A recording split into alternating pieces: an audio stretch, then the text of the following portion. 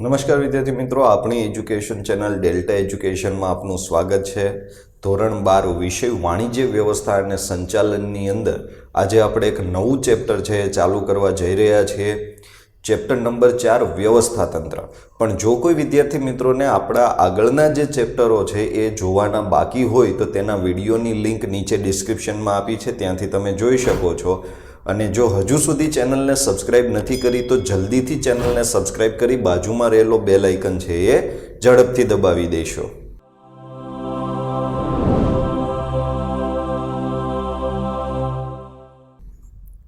આજે આપણે જે વાત કરવાના છીએ એ ચેપ્ટર નંબર 4 વ્યવસ્થા તંત્રની અંદર વ્યવસ્થા તંત્રનો અર્થ અને વ્યવસ્થા તંત્રના લક્ષણો વિશે આપણે વાત કરવાના છીએ।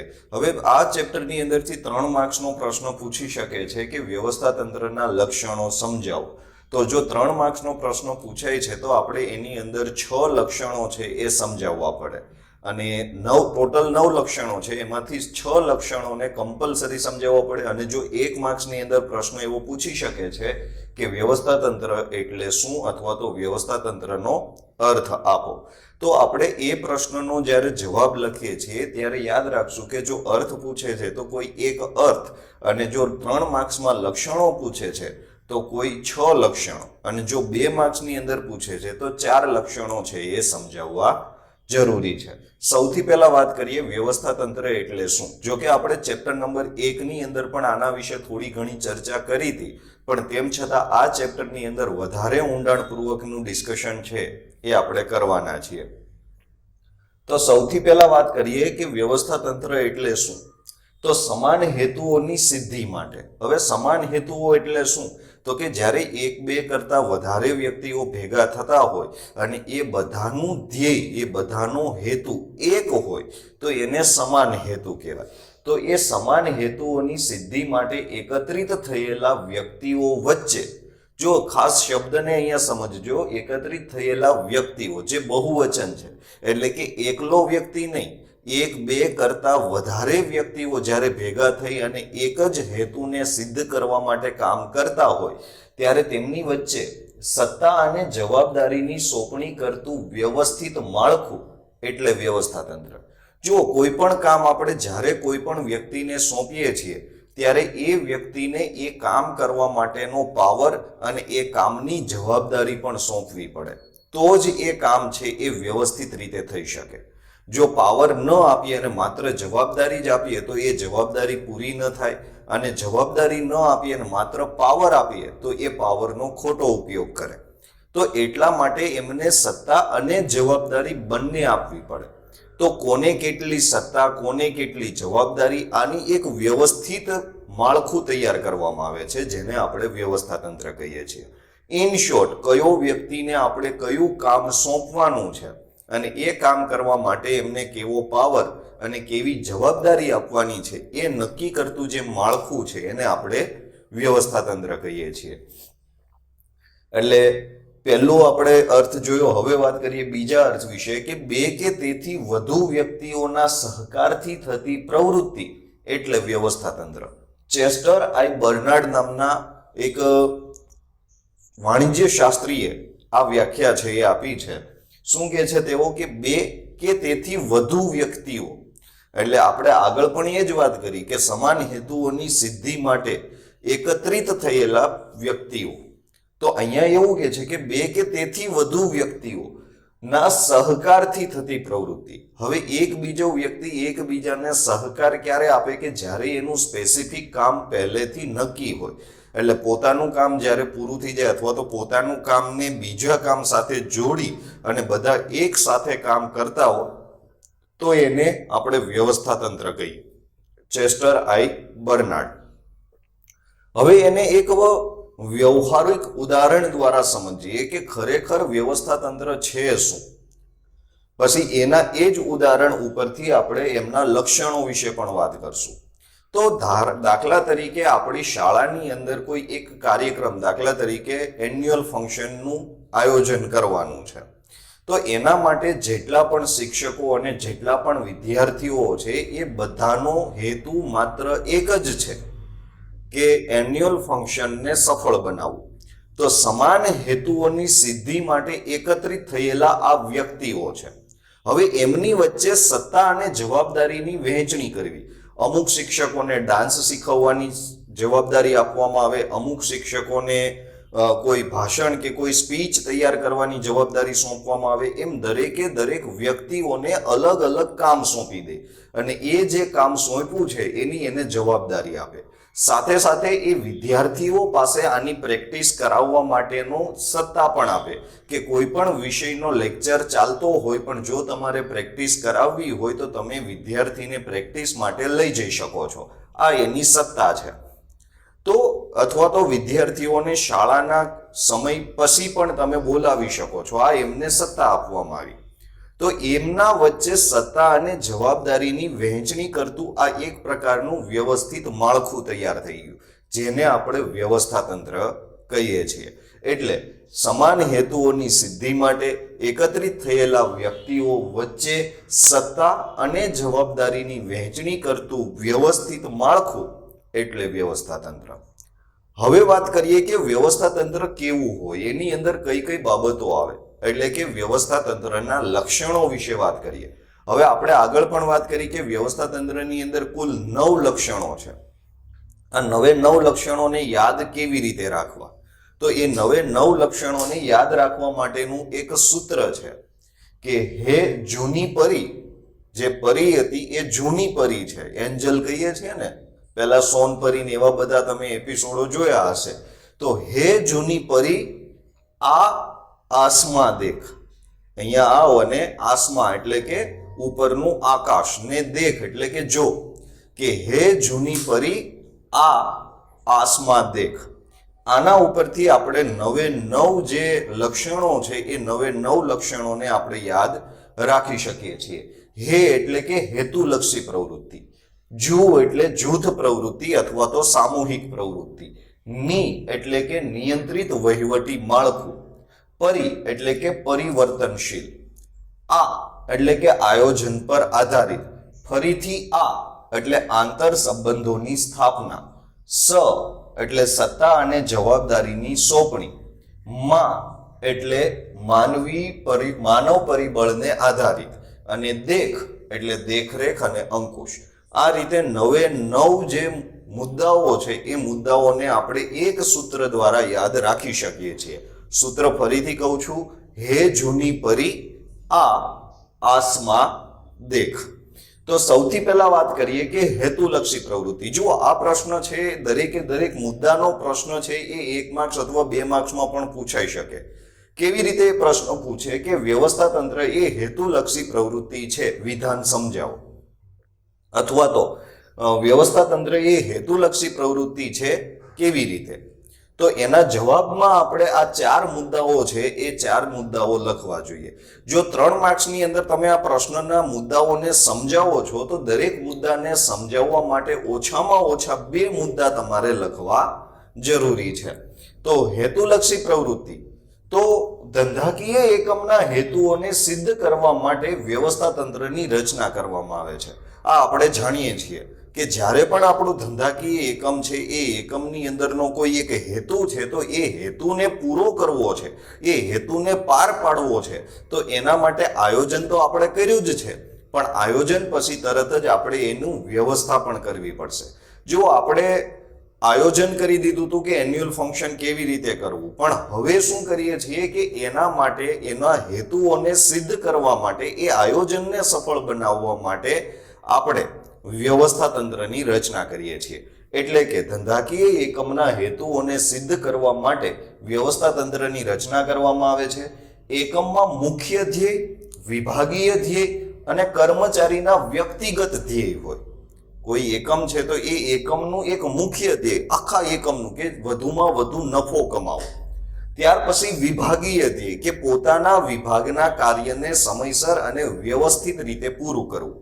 અને કર્મચારીના વ્યક્તિગત ધ્યેય, કે જે પોતાને આપેલો ટાર્ગેટ છે એ ટાર્ગેટ પૂરો કરવો, એના કરતા ચડિયાતું કામ કરી અને ઇન્સેન્ટિવ પ્રાપ્ત કરવું, એટલે કે પગાર કરતા વધારાની રકમ છે એ મેળવવાનો પ્રયત્ન કરે. એટલે એકમની અંદર કયા કયા પ્રકારના ધ્યેય હોય, તો કે એક મુખ્ય ધ્યેય હોય, વિભાગીય ધ્યેય હોય અને કર્મચારીઓના વ્યક્તિગત ધ્યેય હોય. શાળાની અંદર આખા શાળાનું એક સમાન ધ્યેય એન્યુઅલ ફંક્શનને સફળ બનાવવું. વિભાગીય ધ્યેય કે જેમને જે કામ સોંપેલું છે એ કામ પૂરું કરવું. અને વ્યક્તિગત ધ્યેય કે પોતાનું પરફોર્મન્સ સૌથી બેસ્ટ રહે એના માટે પ્રયત્ન કરવો. હવે આ ત્રણેય અલગ અલગ હેતુઓ છે, પણ તેમ છતાં વ્યવસ્થા તંત્રનું કામ શું છે કે આ બધા હેતુઓને પાર પાડવા માટે કયા કયા, તો કે એકમના હેતુ, વિભાગીય હેતુ અને કર્મચારીના હેતુનું સંકલન કરતું. સંકલન એટલે બધા જ હેતુઓને એકબીજા સાથે જોડી દેતું જે માળખું તૈયાર કરીએ છીએ એને આપણે વ્યવસ્થા તંત્ર કહીએ છીએ.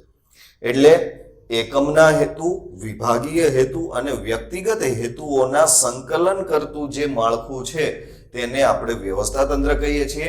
અને આ બધા હેતુઓને પાર પાડવાનું કાર્ય વ્યવસ્થા તંત્ર કરે છે. માટે વ્યવસ્થા તંત્ર એ હેતુલક્ષી પ્રવૃત્તિ છે. જે આપણે હેતુ નક્કી કર્યો છે એ હેતુને જો પૂરો કરવો હોય તો વ્યવસ્થા તંત્રની જરૂર પડે. જે પ્રવૃત્તિ હેતુને પૂરો કરવા માટે કરવામાં આવતી હોય એવી પ્રવૃત્તિને આપણે હેતુલક્ષી પ્રવૃત્તિ કહીએ છીએ. આ પ્રમાણે જોઈએ તો વ્યવસ્થા તંત્ર પણ હેતુઓની સિદ્ધિ માટે કામ કરે છે. માટે વ્યવસ્થા તંત્ર છે એ હેતુલક્ષી પ્રવૃત્તિ છે. આ એમનું પહેલું લક્ષણ. ત્યાર પછીનું બીજું લક્ષણ છે જૂથ પ્રવૃત્તિ અથવા તો સામૂહિક પ્રવૃત્તિ. આપણે જુઓ વ્યાખ્યાની અંદર પણ વાત કરી હતી કે અહીંયા આપણે એવું કીધું કે વ્યક્તિઓ એટલે એક કરતા વધારે. અહીંયા પાછી બીજા અર્થમાં કીધું બે કે તેથી વધુ વ્યક્તિઓ, એટલે કે એક જૂથ બને છે, એક સમૂહ બને છે. તો વ્યવસ્થા તંત્ર એ જૂથ પ્રવૃત્તિ છે. જ્યારે બે કે તેથી વધુ વ્યક્તિ કોઈ સમાન હેતુઓને સિદ્ધ કરવા જોડાય છે ત્યારે જૂથ પ્રવૃત્તિ થાય છે. આપણે એકલા કામ કરતા હોય તો એને જૂથ પ્રવૃત્તિ ન કહેવાય, પણ બે વ્યક્તિ અથવા તો બે થી વધારે વ્યક્તિઓ એક સાથે કામ કરતા હોય તો એનાથી એક ટીમ બને છે, જેને આપણે જૂથ કહીએ છીએ. તો જ્યાં એકલો વ્યક્તિ કામ કરતો હોય ત્યાં વ્યવસ્થા તંત્રની કોઈ જરૂર જ નથી. જ્યારે બે કે તેથી વધુ વ્યક્તિઓ સમાન હેતુઓ માટે જોડાય, જેમ કે ક્રિકેટની અંદર આખી ટીમ કામ કરતી હોય, પણ બેડમિન્ટન છે કે ટેનિસ છે કે એની અંદર એકલો ખેલાડી રમતો હોય તો એના માટે વ્યવસ્થા તંત્રની કે ફિલ્ડિંગ કેવી રીતે ગોઠવવી એની કોઈ જરૂર પડવાની જ નથી. એ માત્ર પોતાનો માટે વિચારી અને પોતે જ એનો અમલ કરવાના છે. પણ ક્રિકેટ જેવી જે રમત છે કે ફૂટબોલ જેવી જે રમત છે કે જ્યાં ટીમ કામ કરે છે તો પછી દરેકે દરેક વ્યક્તિનો હેતુ એક થવો જોઈએ, અને એટલા માટે એને આપણે જૂથ પ્રવૃત્તિ કહીએ છીએ. તો માટે કહી શકાય કે વ્યવસ્થા તંત્ર એ જૂથ પ્રવૃત્તિ છે, કારણ કે વ્યવસ્થા તંત્રમાં બે કે તેથી વધુ વ્યક્તિઓ એક સાથે જોડાય અને કામ કરે છે. માટે વ્યવસ્થા તંત્ર એ જૂથ પ્રવૃત્તિ છે. ત્યાર પછી આપણે વાત કરીએ છીએ નંબર 3, નિયંત્રિત વહીવટી માળખું. નિયંત્રિત વહીવટી માળખું એટલે શું? તો કે એને વ્યવસ્થા તંત્રને ચલાવવા માટે જે કંઈ પણ વહીવટ કરવામાં આવશે એના ઉપર કંટ્રોલ હશે.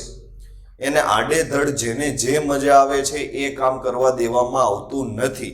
એના ઉપર નિયંત્રણ રાખવામાં આવે છે. એટલે એને નિયંત્રિત વહીવટી માળખું કહેવાય. કે ધંધાકીય એકમમાં સંબંધો બાંધવા માટે નિયમો અને નિયંત્રણો જરૂરી છે. જો આપણે આપણા એકમની અંદર આપણા કર્મચારીઓ જે અંદર જે સંબંધો બનાવે છે એ સંબંધો માટે નિયમો કે નિયંત્રણો નહીં હોય તો આપણા એકમની અંદર રહેલું વ્યવસ્થા તંત્ર, આપણે કરેલું આયોજન એ બધું જ બરબાદ થઈ જશે. કારણ કે દરેકે દરેક વ્યક્તિ, આપણે જાણીએ છીએ કે માનવ છે તો એ સામાજિક પ્રાણી છે, સમાજમાં રહેવું એમને પસંદ છે. તો એ નવા વ્યક્તિઓ સાથે પોતાના નવા પ્રકારના સંબંધો બનાવે છે.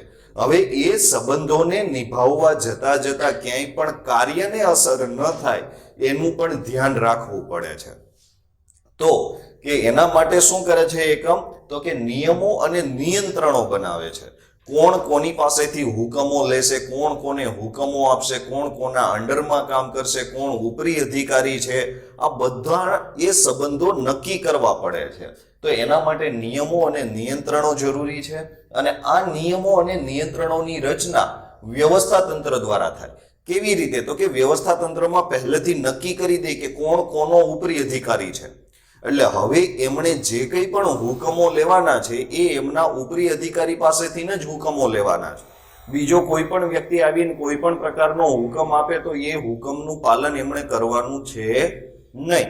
એટલે અહીંયા જે સંબંધો બનાવે છે એ સંબંધો ઉપર નિયમો કે નિયંત્રણો બનાવવાનું કામ એ વ્યવસ્થા તંત્ર કરે છે. માટે વ્યવસ્થા તંત્ર એ નિયંત્રિત વહીવટી માળખું છે, કારણ કે એની અંદર નિયમો અને નિયંત્રણો છે. તો નંબર 3, સૌથી પહેલા આપણે વાત કરી હેતુલક્ષી પ્રવૃત્તિ, પછી વાત કરી જૂથ પ્રવૃત્તિ, હવે વાત કરી નિયંત્રિત વહીવટી માળખું, હવે વાત કરીએ છીએ પરિવર્તનશીલ, કે એમાં સમય પ્રમાણે જેમ જેમ જરૂરિયાત આપણી ઊભી થાય એમ એમ કોઈ ચેન્જીસ કરવા હોય તો આપણે એ ચેન્જીસ કરી શકીએ છીએ. કે એકવાર વ્યવસ્થા તંત્રની રચના થઈ ગયા બાદ તેમાં ફેરફાર કરી શકાય છે. આ જડ નથી. આયોજન છે એ મોટા ભાગે જડ હતું કે એમાં બહુ વધારે પડતા ફેરફારને અવકાશ નહોતો, પણ અહીંયા વ્યવસ્થા તંત્ર છે એ પરિવર્તનશીલ છે. એટલે કે એક વખત એની રચના થઈ ગઈ હોય પણ પછીથી આપણને એવું લાગે કે એમાં કોઈ ફેરફાર કરવાની જરૂર છે તો આપણે એ ફેરફાર કરી શકીએ છીએ. એટલે કે સમય, સંજોગ અને પરિસ્થિતિ પ્રમાણે તેમાં ફેરફાર શક્ય છે. કારણ કે સમય એક સરખો નથી રહેવાનો, સંજોગો બદલાઈ જાય કે પરિસ્થિતિમાં ચેન્જીસ થાય તો એના આધારે આપણે આપણા વ્યવસ્થા તંત્રની અંદર પણ ફેરફારો કરવા પડે છે. તો એ ફેરફારો શક્ય છે.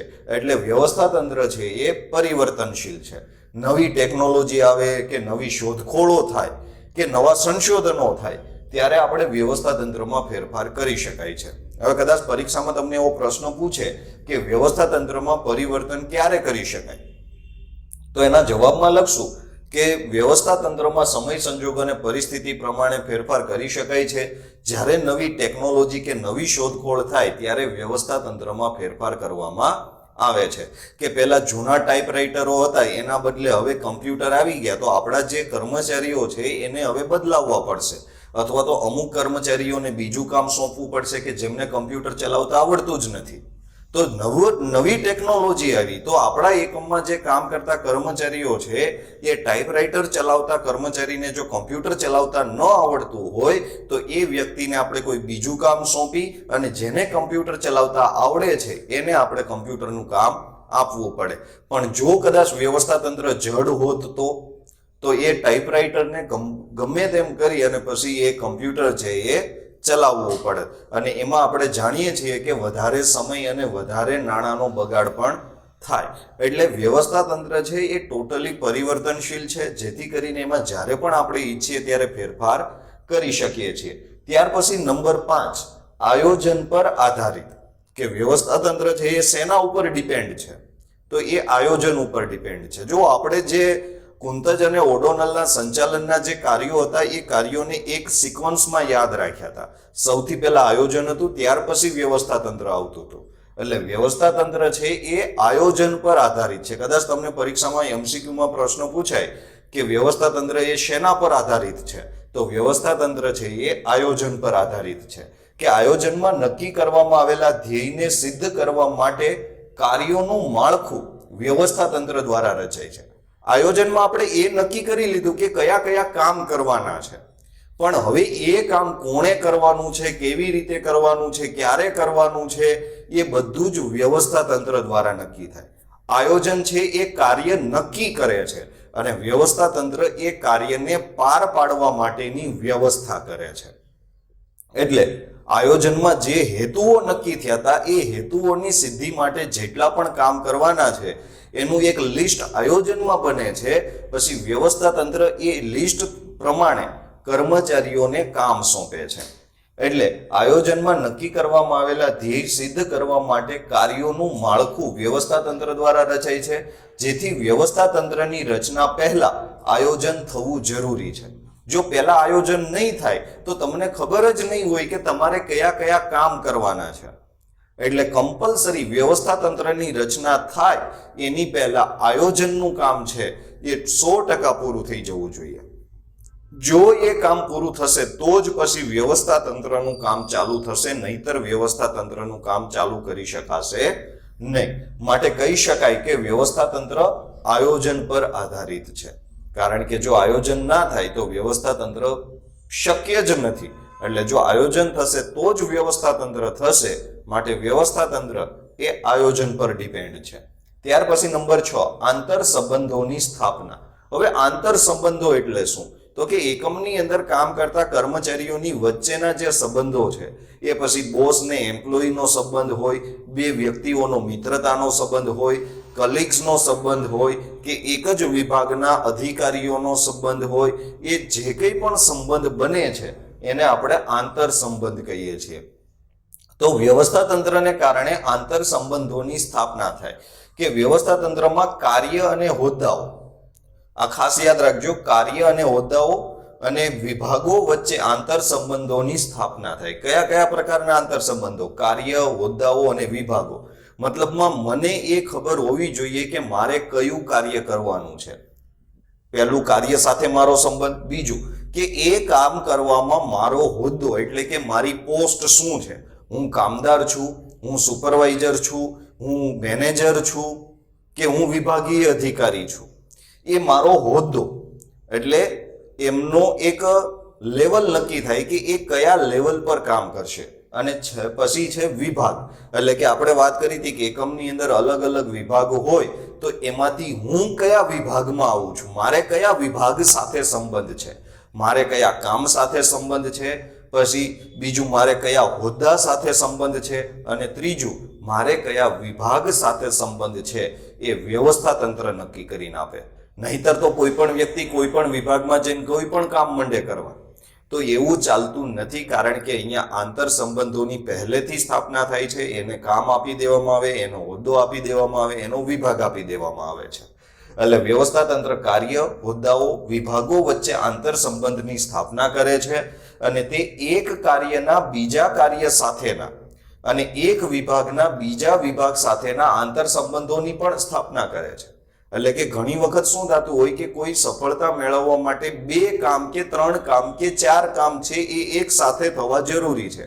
દાખલા તરીકે વાત કરીએ તો કાર બનાવવી હોય તો કાર બનાવવા માટે એનું જે માળખું છે, એ એના દરવાજા, એનું એન્જિન, એના ટાયર, આ બધું જ વ્યવસ્થિત હોવું જરૂરી છે. તો એ બધા કાર્યને એકબીજાની સાથે જોડે છે, એ અલગ અલગ વિભાગો વચ્ચે સંબંધો સ્થાપે છે. દાખલા તરીકે આપણે વાત કરી હતી 3 વિભાગોની વાત કરીએ, એક છે ખરીદ વિભાગ, ઉત્પાદન વિભાગ અને વેચાણ વિભાગ. હવે આ 3 વિભાગો વચ્ચેનો આંતર સંબંધ છે એ વ્યવસ્થિત હોવો જોઈએ. નહીતર ઘણી વખત વેચાણ વધી જાય પણ ઉત્પાદન અધિકારીને ખબર ન હોય તો માલની શોર્ટેજ ઊભી થાય. તો એવા સંજોગો ન આવે એટલા માટે વ્યવસ્થા તંત્ર છે એ આંતર સંબંધોની સ્થાપના કરે છે. કાર્યને બીજા કાર્ય સાથે અને એક વિભાગને બીજા વિભાગો સાથેના પણ આંતર સંબંધો છે એ વ્યવસ્થા તંત્ર દ્વારા વિકસાવી શકાય છે. ત્યાર પછી નંબર 7, સત્તા અને જવાબદારીની સોંપણી. જો આપણે વ્યાખ્યામાં પણ એના વિશે વાત કરી હતી કે કોઈ પણ કામને પૂરું કરવા માટે જે સત્તા આપવામાં આવે છે, એટલે કે જે પાવર આપવામાં આવે છે અને જે જવાબદારી આપવામાં આવે છે, એની વહેંચણી એટલે આપણે વ્યવસ્થા તંત્રનું એક અગત્યનું લક્ષણ છે કે ધંધાકીય એકમમાં કામ કરતા વ્યક્તિઓને તેમની કુશળતા અને કૌશલ્યના આધારે જુદી જુદી પ્રવૃત્તિઓ સોંપવામાં આવે છે. એટલે કે જેને વ્યક્તિને જે કામ આવડતું હોય, જેમાં એની માસ્ટરી હોય, એ વ્યક્તિને એ કામ આપણે સોંપીએ છીએ, જેથી કરીને કામ છે વ્યવસ્થિત થાય, એમાં કોઈ ભૂલ ન રહે, કોઈ બગાડ ન થાય અને ધંધાને કોઈ મોટું નુકસાન ન ભોગવવું પડે.